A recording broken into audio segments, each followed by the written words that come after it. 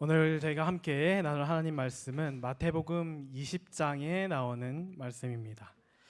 마태복음 20장의 말씀을 우리가 보기 전에 마태복음 20장에 기록된 그 말씀이 어떤 배경에서 기록되게 되었는지를 잠깐 보도록 하겠습니다. 마태복음 20장에 보면 예수님께서 한 가지 이야기를 해주십니다. 예수님께서 천국은 마치라고 하는 것처럼 많은 그 비유를 사용해서 하나님의 나라를 설명해 주셨는데, 오늘 20장에 예수님께서 하실 이야기는 이러한 배경 속에서 예수님께서 답변으로서 해주신 이야기입니다. 마태복음 19장 16절에 보면 한 사람이 예수님께 나와서 묻습니다. 선생님이여, 내가 무슨 선한 일을 하여야 영생을 얻으리이까? 오늘 이 질문은 그 유대인들이 흔히 가지고 있었던, 당시에 유대인들의 마음속에 깊이 자리 잡고 있었던 율법주의적 구원관을 잘 드러내주는 말씀입니다. 내가 무슨 일을 해야 영생을 얻으리이까? 그리고 이 사람의 마음 그 깊은 속에는 정말 이것이 궁금해서 물어본다기보다는 자신이 지금까지 해왔던 그 선한 일들이 자신에게 구원을 이루는데 그것이 어떤 하나의 자격을 갖추게 해준다라는 것을 믿고 그것을 확인하기 위하여 예수님께 물었던 것이죠. 이러한 비슷한 질문을 조금 더 우리의 마음에 더 와닿게 했던 질문이 또 있습니다.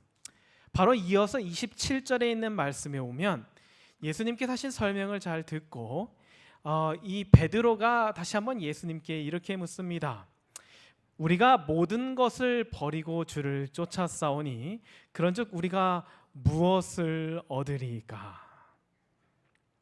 첫 번째 나온 질문은 좀 노골적으로 어떤 행위로 구원을 얻을 수 있냐, 그리고 또 거기에 대한 확신을 가진 질문이었다라고 한다면, 이 질문은 조금 더 솔직한 우리의 기대를 담고 있는 질문과 비슷한 것 같아요. 우리가 모든 것을 버리고 주를 쫓아 싸우니 그런즉 우리가 무엇을 얻으리이까? 오늘 이 자리에 계신 많은 성도님들이 올 한 해 열심히 또 교회에서 봉사하시고 이렇게 함께 일을 해 오셨습니다.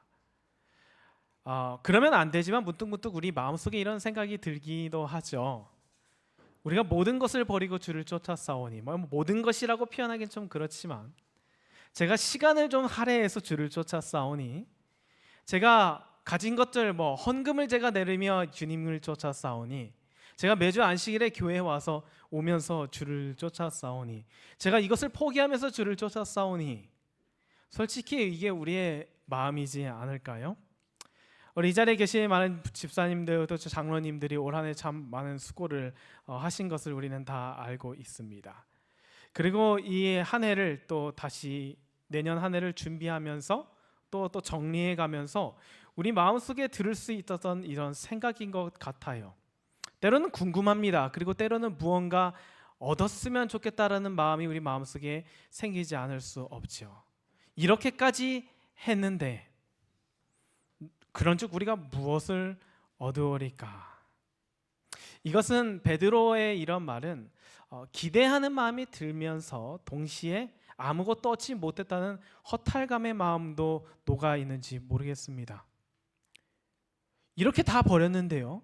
그물도 버리고 배도 버리고 가족도 버리고 내 생계를 다 버렸는데, 어쩌면 지금 여기에 있는 그 누구보다도 많은 것을 버렸는데 무엇을 얻겠습니까? 라고 질문을 해요.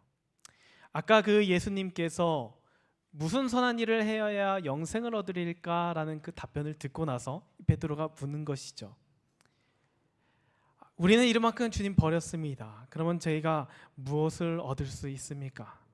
만약에 우리가 그렇게 한 선한 일로, 우리가 보낸 시간으로, 우리가 사용한 그 재물로 그것으로 우리가 영생을 얻을 수 없다면 저희는 그럼 무엇을 얻나요? 라는 어떤 그런 질문이 될 수도 있겠지요. 그러한 질문에 대하여 예수님께서 이제 드디어 답을 하시는 것입니다. 무엇을 얻을 수 있냐고? 한번 보자 라고 하면서 주님께서 설명하시는 것이죠. 마태복음 20장 1절부터 16절에 있는 말씀을 우리가 함께 보도록 하겠습니다. 여러분 잘 아시는 포도원의 비유가 여기에 등장합니다.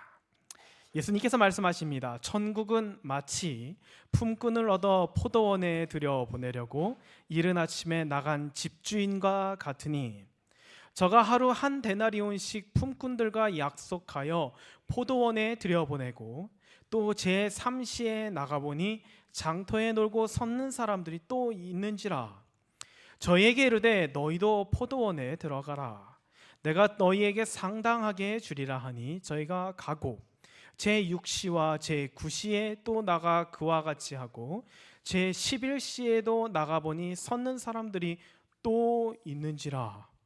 가로되 너희는 어찌하여 종일토록 놀고 여기 섰느뇨. 가로되 우리를 품꾼으로 쓰는 이가 없음이니이다.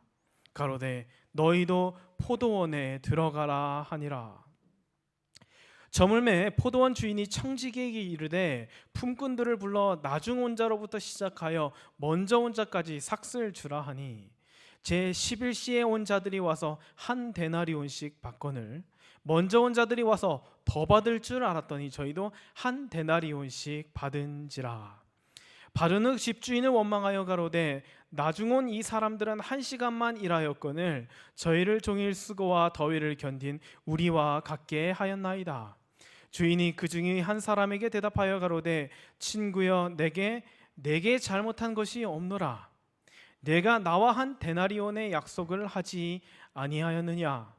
네 것이나 가지고 가라. 나중 온 이 사람에게 너와 같이 주는 것이 내 뜻이니라. 내 것을 가지고 내 뜻대로 할 것이 아니냐. 내가 선함으로 네가 악하게 보느냐.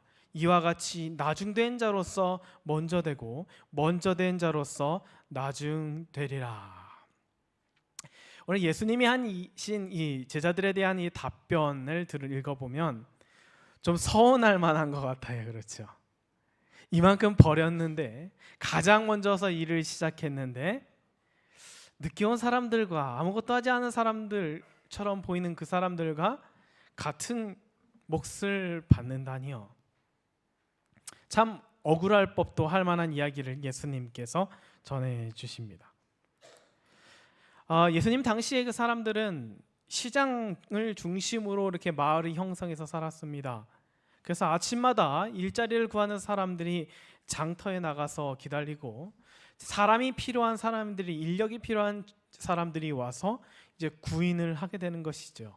그래서 구직자와 구인자가 이 시장에서 만나서 함께 딜을 하는 것입니다. 그래서 오늘 이런 일이 필요합니다. 이런 노동이 필요합니다. 자기가 그래서 그 필요한 그 노동력만큼 원하는 만큼 시장에서 사람을 택하다가 고용하고 사람들이 가서 하루 일해주고 품삯을 받는 그러한 노동 시장의 형태가 보편적이었던 시대였습니다.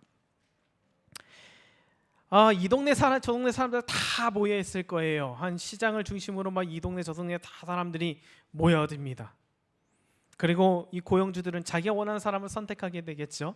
좀 힘을 써야 하는 일을 그런 사업을 가지고 있는 사람들은 덩치 큰 사람들이나 좀 힘이 세 보이고 힘 좀 꽤나 쓸 것 같은 사람들을 먼저 고용할 것입니다. 그리고 또 보통 바쁜 사람들은 선착순으로 먼저 와서 기다리고 있는 사람을 택해서 이렇게 가도록 가는 것이 흔한 일이었던 것이죠. 오늘날도 아직까지 이러한 비슷한 노동시장이 존재하는 곳이 있습니다. 우리 한국에서도 이러한 노동시장이 여전히 존재하지요. 요즘은 시장을 대체해서 인력사무소라는 것이 이렇게 생겨났지 않았습니까?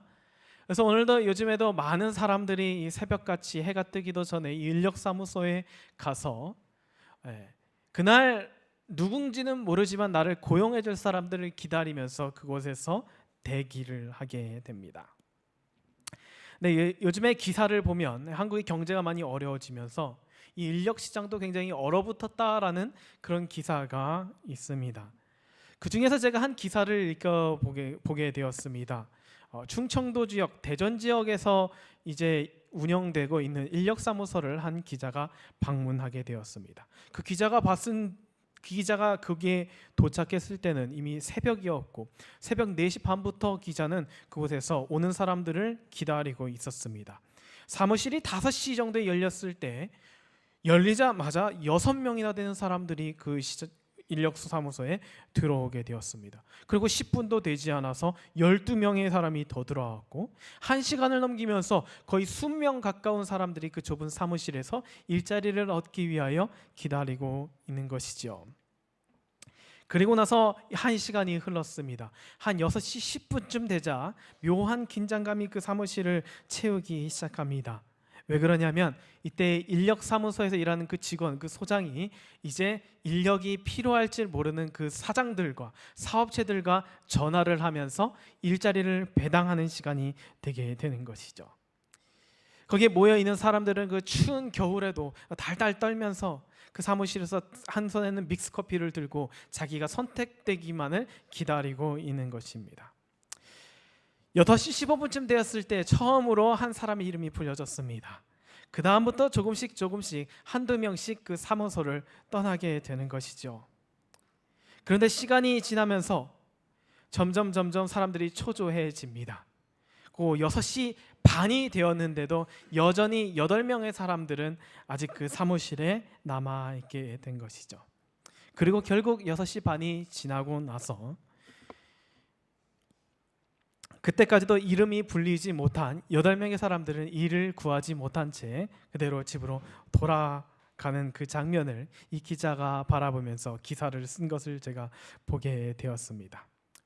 오늘 예수님께서 해주신 그 이야기도 이 기자가 보았던, 우리가 들었던 그 기사 내용과 비슷한 것인 것 같아요. 예수님께서는 늘 사람들과 함께 하셨기 때문에 그 사람들의 사정을 잘 아셨을 것입니다. 그래서 예수님이 어쩌면 이 이야기를 꺼내셨는지도 모르겠어요. 일에 대한 이야기를 하니까 그래, 일을 하면 어때요? 그 시장에 있는 사람들, 예수님께서 늘 보살피시고 지켜보셨던 그 사람들의 이야기를 예수님께서 인용하시는 것이죠. 어쩌면 이것은 그런 일자리를 구하지 못하여 전전긍긍하고 있는 마치 인력사무소의 그 사람들을 바라보고 계시는 예수님의 마음을 대변해주는 한 가지 이야기일지도 모르겠습니다. 예수님께서 그래서 이 이야기를 가지고 천국에 대하여 설명하시는 것이죠. 기자가 취재한 그날 아침에 8명이나 되는 사람들은 그냥 집으로 돌아가야만 했습니다. 요즘 통계에 따르면 약 40%에서 50% 정도의 사람들만 이 인력사무소에서 일을 구할 수 있다라고 합니다. 그래서 대부분의 일용직에 종사하는 사람들은 한 달에 길면 20일, 짧으면 열흘 정도의 일을 구할 수밖에 없다라고 이야기하죠.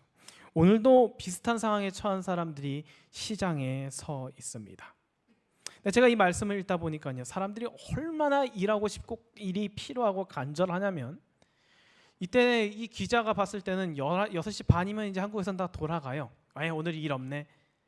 근데 오늘 예수님께서 하신 이야기에서 등장하는 이 사람들은 집을 못 갑니다. 집을 못 가요. 그러니까 하루 종일 어떻게 해요? 시장에 서 있는 것입니다. 그때 이 주인이 가는 거예요. 이 주인도 아침에 가서 아침에 그 일자리를 구한 사람들을 데리고 고용했습니다. 이 주인이 다시 또 시장에 가요. 그랬더니 여전히 그 시장에 누가 사람들이 있지요. 그리고 또 다시 또 나갑니다. 성경에 나와 오늘 4시점이 소개되어 있습니다. 5개예요. 총 아침 일찍 이제 일을 시작할 때이죠. 아마 6시쯤 될 겁니다. 이스라엘의 그 하루의 시각이 그렇게 운영되니까요. 그 다음에 성경의 날 시간으로는 3시, 우리 시간으로는 6을 더하면 됩니다. 9시예요. 오전 9시. 그리고 그다음 정오 12시에 주인이 한 번 더 나가고요. 그 다음에 15시, 즉 오후 3시에 주인이 또 시장에 갑니다. 그 다음에 17시, 5시, 일 마치기 1시간 전에 주인이 또 시장에 가요. 근데 갈 때마다 누가 있어요? 사람들이 있어요. 제가 그 말씀을 보면서 얼마나 간절히 기다리고 있었을까. 5시가 되도록 일 마치기 1시간이 되기 전까지도 시장을 못 떠나는 것입니다. 그렇게 한 데나리온을 벌어야지만 가족을 먹여 살 수 있는 그 사람들이 그 시장에 가득히 있었다라고 하는 것이죠.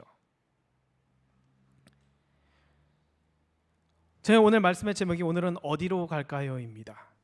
어쩌면 저는 한 번도 경험해 보지는 못했지만 그날 그 시장에 있었던 사람들의 마음속에 있는, 매일 그들의 마음에 있는 질문은 바로 이 질문이었을 것 같아요. 오늘은 어디로 갈까요?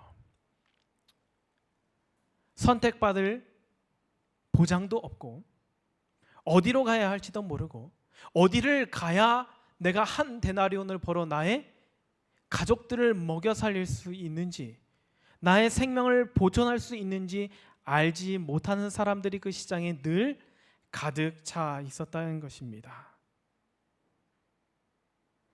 그때 예수님께서 이 이야기를 해주시는 것이죠. 내가 무슨 선한 일을 해야 합니까? 아니, 제가 이만큼 해왔습니다, 하나님. 그럼 예수님, 제가 무엇을 얻을 수 있습니까? 라는 자신들이 했던 일들에 대하여 뿌듯해하고 자신감이 넘치게 이야기하는 그 사람들 앞에서 예수님께서는 뭐라고 이야기하시냐면, 정말 그렇게 생각하느냐? 정말 너가 잘나서, 정말 너가 뛰어나서 그 일을 할 수 있었다고 생각하느냐? 내가 시장에 가보니까 거기에는 얼마나 많은 사람들이 간절히 기다렸지만 일자리를 얻지 못하고 거기 있는 줄 아느냐라고 이야기하면서 말씀을 예수님께서 떼시는 것이죠. 천국은 마치, 천국은 다시 바꾸어 말하면 하나님은 마치 어떤 분이시냐면, 그렇게 간절하면서도 간절하게 기다리면서도 일자리를 얻지 못하면서 시장에서 가족들에게 돌아가기 민망해갖고 미안해갖고 아무것도 못하고 그 자리에서 전전긍긍하고 있는 그 사람들을 찾아 나서는 주인과 같으니라고 주님께 설명하신 것입니다. 지금 이 사람들은 세상의 관점으로 바라보고 있어요. 예수님을 찾아왔던 그 사람도, 예수님의 제자들도 마찬가지입니다. 자신들은 먼저 갔으니까 일자리를 얻었겠죠. 그러니 자신들이 한 데나리온, 자기의 몫을 받을 수 있다라고 생각하신 것입니다. 그런데 예수님은 그냥 엉뚱해 보이는, 이거와 사실 정량 맥락이 조금 달라 보이는, 맞지 않아 보이는 대답을 하셔요. 이 사람들은 지금 뭘 이야기하냐면 행함으로 말미암은 의에 대해서 이야기합니다. 신학적으로 이야기하면요, 내가 뭐 어떤 선한 일을 행하여 구원을 얻겠습니까? 그러면 예수님도 어떻게 해줘야 돼요? 쫙 펼쳐 놓으셔야죠. 행함이 아니라 성경은 믿음으로 말미암는 일을 이야기하는 거야. 믿음이란 말이지 막 하면서 막 성경절을 들어대시고 뭐 설득을 하시고 설명을 하시는 것이 아니라, 예수님은 조금은 상관없어 보이는 방향으로 그들의 답변을 대신하십니다. 천국은 마치, 하나님은 마치 집주인과 같아. 그런데 다른 집주인과는 다른 분이에요. 하나님은 어떤 분이냐면, 그러면서 집주인의 이야기를 설명하는데, 이 집주인은 되게 특이해요. 왜냐하면 포도원에 관심이 있는 게 아니라 하루 종일 포도원에 있어야 될 그렇게 바쁘고 그렇게 중요한 업종, 사람을 왜 고용합니까? 포도원을 운영하기 위해서 고용하지요. 그럼 집주인이 거기에 관심을 가져야 되잖아요. 집주인이 거기에서 시간을 보내야 하지 않습니까? 근데 집주인이 제 시간을 다 어디서 보내냐면 하루 종일 시장에 가 있어요. 시장에 5번이나 나갑니다. 뭐 포도원 바로 옆에 있었을지 모르겠지만 어쨌든 시장에서 시간을 다 보내요. 가서 사람들이 보이면 또 데리고 오고 또 데리고 오고. 하나님은 어떤 분이냐면, 굉장히 우리의 생각으로는 이해하지 못할 만큼 포도원 운영이 아니라 시장에 있는 사람들의 관심을 갖고 있는 분이라고 예수님은 이야기하십니다. 하나님은 말이야 집주인인데 포도원에서 포도가 얼마나 열리는지, 포도원에서 포도 농사가 얼마나 잘 되는지, 거기 있는 사람들이 땡땡이는 치지 않는지, 주인이 없다고 자기들이 포도를 뜯어먹고 있지는 않은지, 거기에 관심 있는 분이 아니라 하나님은 시장에 관심이 있는 분이야 라고 예수님께서는 소개해 주시는 거예요. 되게 특이합니다. 목적이 포도원을 운영하는 게 아니라 사람을 고용하는 게 목표이신 분이 하나님이라고 예수님께서 소개하고 계시는 거예요. 이 한 데나리온은, 예수님께서 이야기하신 이 한 데나리온은 그 당시 한 노동자의 하루 품삯입니다. 그리고 예수님께서는 그 데나리온을 구원에 빗대어 이야기하셨어요. 그래서 예수님께서는 그 천국은 마치라고 이야기하면서 하나님께서 주시는 그 품삯, 그 구원은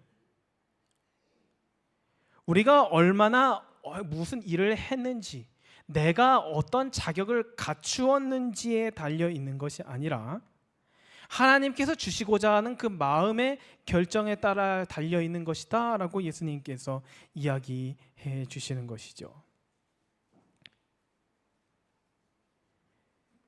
그것이 포도원 주인의 마음이다 라는 것이 오늘 이야기가 이야기해 주는 것입니다. 이 포도원 주인의 이야기 모습을 살펴보면 이 주인이 시장에 나간 목적은 그 사람들에게 자신들을 사람을 많이 고용해서 그 포도원이 막 잘 되게 만들고 그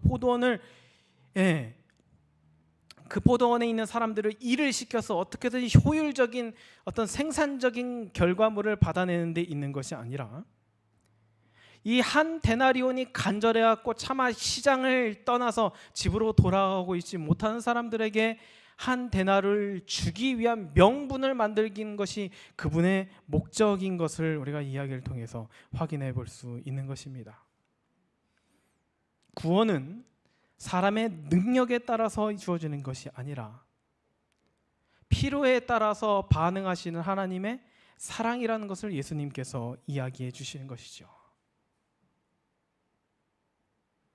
근데 이 주인이 굉장히 얄궂게도 정산을 할 때 처음 온 사람부터 주지 않고 마지막 온 사람부터 줍니다. 이 마지막 사람부터 주는 이유를 정확하게 성경이 이야기하고 있지는 않아요. 근데 분명한 것은 하나님께서는 그 마지막 사람, 처음 온 사람과 마지막 사람에게 같은 것을 지불하면서 그 주인의 마음이 무엇인지를 의도적으로 표현하기 원하셨다라는 것입니다. 늦게 와도 1시간 일했어도 한 데나리온, 그리고 12시간, 10시간 일했어도 한 데나리온. 하나님께서 주시는 그 선물이라고 하는 부분 구원은 그들이 얼마나 오랜 시간 동안 일했고 그들이 얼마나 일을 잘 해냈는지에 달려있지 않다라는 것을 성경은 이야기하는 것이죠. 오늘 이야기에서 우리가 찾을 수 있는 단순한 교훈들은 다음과 같습니다. 이 주인의 포도원에서 품삯은 노동의 대가가 아니라는 것입니다. 이것은 우리가 잘 이해하는 것처럼 구원은 행함으로 말미암지 않는다라는 것이죠. 두 번째는 무엇이냐면 이건 더 중요한 부분이 뭐냐면 주인은 일을 시키는 것보다 품삯을 주는 데 더 관심이 있다는 것입니다. 주인 하나님께서는 우리가 봉사하는 것보다 그것을 통하여 우리를 구원하시는 데도 관심이 있으시다는 거예요. 세 번째 더 중요한 것은 뭐냐면 그래서 구원은 나의 어떠함이 아니라 하나님의 어떠함에 달렸다라는 것입니다. 그리고 이 구원은 하나님의 포도원에서 일할 때만 받을 수 있는 거예요. 그 어떤 주인도 6시 이후에 9시에 사람을 고용하러 나가지 않습니다. 한 데나리온이 간절히 필요해갖고 발을 동동동동 구르고 있는 그 사람에게 한 데나리온을 줄 수 있는 주인은 딱 이 주인밖에 없다라고 하는 것이죠. 이 포도원에서는 언제 얼마나 일했느냐가 중요한 것이 아니라 이 하나님께서 운영하시는 이 포도원, 이 영적 포도원은 어디서 일했느냐 그것이 중요한 것이 아니라 어떻게 일했느냐를 중요하게 생각한다는 것입니다. 구원은 하나님의 포도원에서만 주어지게 되어 있습니다. 하나님의 포도원은 어떤 곳일까요? 그냥 뭐 적당히 하면 또 적당히 해도 그냥 받고 뭐 열심히 해도 똑같이 받고 결과적인 평등을 이야기하는 것은 아닐 것입니다. 하지만 거기에서 얼마를 일했든 상관없이 하나님께서는 그 품삯을 주기 원하시는 것처럼 그것을 필요로 하는 모든 사람들에게 구원을 주신다라는 약속이 이 이야기에 들어져 있는 것이죠. 근데 문제는 이 하나님의 포도원에 일하면서도 다른 포도원에 있는 것처럼 일을 하는 사람들이 있다는 것입니다. 이 이야기에 있어서는 지금 몸이 다 하나님의 포도원에 있는 것처럼 같은 포도원에서 일하는 것 같이 보이지만 사실 하나님의 포도원의 운영 방법과는 맞지 않는 방식으로 일하고 있는 사람들이 있었다라고 하는 거예요. 바로 가장 먼저 온 사람들이 있는 것이죠. 그들은 자신들이 그 몫을, 그 품삯을 받기에 합당한 자격을 갖추었기 때문에 그것을 받는다라고 이야기했습니다. 그래서 그들은 감사할 필요가 없었어요. 왜냐하면 자기가 일한 만큼 받은 것이기 때문이죠. 그것이 자기 노동의 대가라고 생각했기 때문입니다. 이런 사람의 특징을 굳이 이야기하자면 하루 종일 더운 데서 일하면서 하나도 기쁘지 않습니다. 왜요? 불평만 하죠. 아우, 내가 이거 이 한 푼 벌려고 내가 이렇게 해야 되나? 그래도 어떻게 해요? 벌어야 되니까 하는 것이죠. 기쁨이 없는 것입니다. 마음에 감사하는 것이 없지요. 자기가 일자리를 얻게 되었고 자기가 그로 인하여 하루를 살아갈 수 있고 가족을 부양할 수 있는 기회를 갖게 된 거에서 전혀 감사할 겨를이 없는 것이죠. 그래서 그냥 먼저 나간 것입니다. 다른 사람보다 먼저 나가서 그 자리를 차지하면 그만인 것이지요. 여러분, 제가 이 말씀을 보면서 이런 생각을 하게 되었습니다. 주인이 이 돈을 이제 품삯을 지불해 주어요. 나누어 주는데 여러분이 아시는 것처럼 말씀에 보면 사람들이 불평하기 시작합니다. 대체 왜 저 사람이랑 나랑 똑같이 받냐고요. 그때 예수님께서 이야기하셔요. 이것은 내 마음이다. 내가 얼마나 준지 아는 내 마음이다라고 하면서 의미심장한 이야기를 한자 던지십니다. 내가 선함으로 네가 악하게 보느냐. 여러분, 한번 이 주인의 입장이 되어 보시고 이 이야기를 한번 곰곰이 생각해 보면 우리가 이런 생각을 하게 됩니다. 만약에 늦게 온 사람이 내 가족이었다도 그렇게 이야기했을까? 어떠세요? 우리 김옥분 집사님 아드님이 좀 늦게 일해갖고 똑같은 품삯을 받으면 따지시겠습니까? 가족이었다면 어땠을까요? 다르겠죠. 예수님께서 하시고자 하는 말씀은 두 가지가 여기에 숨어져 있는 것입니다. 첫 번째는 하나님은 어떠한 분이시며 그리고 우리는 어떠한 사람인가. 예수님께서는 그 두 가지를 정확하게 짚어내신 거예요. 하나님은 모두에게 한 데나리온을 주시기 위하여 자신의 포도원의 손해를 감수하면서라도 시장에서 더 많은 시간을 보내시는 분이시고, 우리는 먼저 왔다고 해서 나와 상관없는 사람이라고 여기기 때문에 그것에 대하여 불평하고 그것에 대하여 감사할 줄 모르는 그런 사람이라는 것을 예수님께서 그것을 지적하고 그것을 바라보도록 하시는 것이죠. 오늘 하나님의 포도원에 우리 모두는 초대되고 일하도록 부르심을 받게 됩니다. 여러분, 우리는 어떤 종류의 일꾼들입니까? 우리는 어떤 마음으로 우리 주변에 우리와 같은 품삯을 받는 사람들을 대하고 있나요? 제가 어린 설교에서 말씀드린 것처럼 누군가는 시침처럼 움직이고 누군가는 분침처럼 움직이고 누군가는 초침처럼 움직일 수 있습니다. 어쩌면 초침 입장에서는 시침처럼 움직이는 사람이 못마땅해 보일 수도 있고, 분침 입장에서는 시침이 부럽고 내가 초침이 아니라서 다행이라고 생각할 수 있을지도 모르겠죠. 그것이 이 세상의 모습이고 그것이 사람의 정신입니다.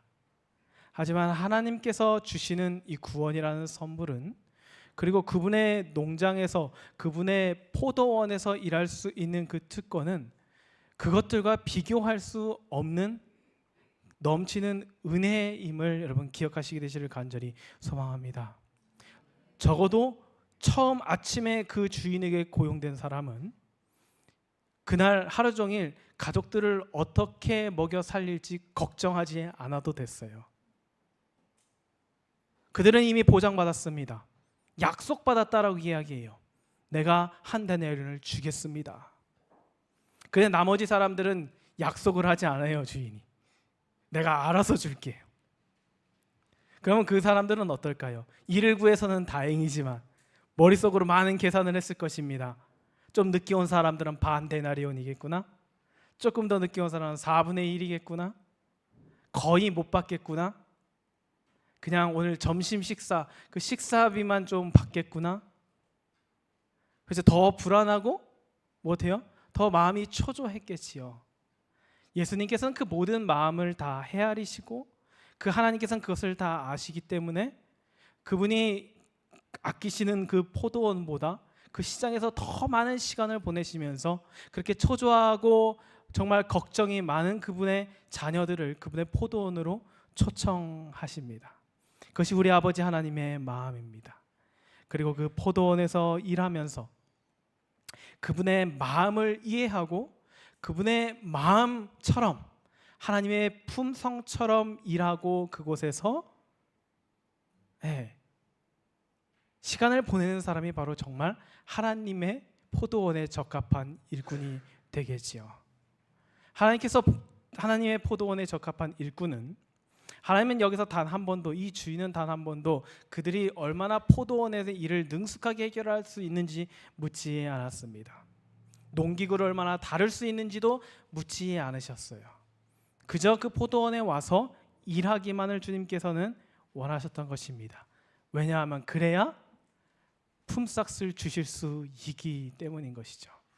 그것이 하나님께서 우리에게 봉사를 명하시고 우리에게 함께 섬기는 삶을 살아가라고 하신 이유일 것입니다. 하나님의 포도원에서 일하는 방법은 교회의 재직이 되고 교회의 직원이 되는 것이 아닙니다. 하나님의 포도원은 하나님의 품성에 맞게 행동하며 봉사하는 거예요. 제가 어렸을 때 한 경험을 여러분께 나누면서 말씀을 드리고자 합니다. 저는 여러 번 이렇게 살면서 이사를 다녔습니다. 저는 서울에서 태어났고 6살 되던 해에 부모님에 따라서 경북 봉하라는 아주 시골로 이사를 가게 되었습니다. 그곳에서 초등학교 시절까지를 다 보내게 되었어요. 거기에 계셨던, 또 저희를 돌보시고 가르쳐 주었던 여러 선생님들, 그리고 장로님들, 집사님들, 어르신들, 사실 지금은 잘 기억이 나지는 않습니다. 얼굴도 잘 기억이 나지 않고 성함은 더더욱 잘 기억이 나지 않아요. 그런데 제 머릿속에 그 시절에 가장 교회에서 행복하고 좋았던 순간을 떠올리라고 한다면 그 당시에 제가 어렸을 때는 그 교회에 화요일과 금요일에도 저녁 예배가 있었습니다. 그래서 화요일에 가면 그 어린이 담당 그 교사하시는 그 집사님이 이제 저희를 이렇게 본당 말고 다른 공간에서 어린이들을 위한 성경 이야기를 늘 해주셨었어요. 근데 하루는 그 집사님께서 그 성경 이야기를 딱 마치시자마자 가방을 딱 여시더니 마시는 포도를 꺼내시는 겁니다. 제가 포도를 엄청나게 좋아한다는 걸 그 집사님이 아셨어요. 제가 어렸을 때 제일 좋아하는 과일이 포도였거든요. 제가 그 포도를 보자마자 그냥 막 달겨들어서 그 포도를 막 두 손으로 이렇게 먹었습니다. 그런데 그 집사님은 제가 그렇게 포도를 좋아하는 줄을 알고 그 다음부터 그 포도가 나오는 그 날 매주 그 화요일과 금요일 저녁마다 그 저를 위해서 포도를 가지고 오셔서 그 포도를 저에게 성경 공부가 끝나면 포도를 먹게 해 주셨어요. 저에게는 아직도 그것이 잊혀지지 않습니다. 그분이 저희가 포도를 좋아한다는 사실을 알았고 그분이 저에게 그 저를 위해서 포도를 주었다는 그 사랑의 손길이 저는 아직도 잊혀지지 않아요. 그것만 기억나는 것처럼 제 머리에 굉장히 생생합니다.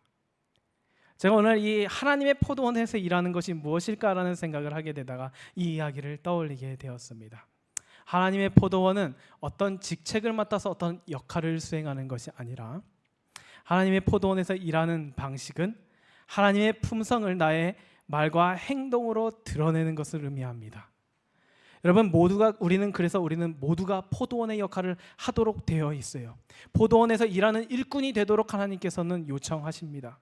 단지 여기 와서 뭐 설교를 하고 찬양을 하고 무언가 가르치고 무언가 해야지만 그것이 아니라, 여러분, 교회에는 다양한 역할이 있을 수 있습니다. 누군가에는 반가운 인사를 해주는 역할이 그 포도원의 역할이 될 수도 있고, 누군가에게는 힘든 사람에게 늘 안부를 물어주는 그런 역할이 그 하나님의 포도원의 일꾼의 역할이 될 수도 있고, 너무나 많은 것들이 하나님의 교회로는 필요되고 있습니다. 오늘 예배 마치고 나서 우리가 함께 또 다시 한번 이 내년의 한 해를 위하여 또 교회에서 봉사하고 우리가 이렇게 이끌어가야 할 어떤 조직을 다시 한번 만들게 되고, 또 그런 일에 여러분 모두가 초청받게 될 터인데, 단지 그것이 어떤 역할이고 어떤 직책을 넘어서서 그것이 먼저 온 자로서 우리 하나님께서 시장에서 늦게 데리고 온 그 일꾼들과 함께 일하도록 하신 우리 아버지 하나님의 큰 뜻이자 부르심임을 여러분 기억하면서 우리 다 함께 우리 또 이 사역에 참여하게 되시기를 간절히 소망합니다. 하나님의 포도원에서 일하시기를 원하시고 결심하시는 여러분 모두에게 하나님의 크신 복이 있기를 바라며 오늘 말씀을 마치겠습니다.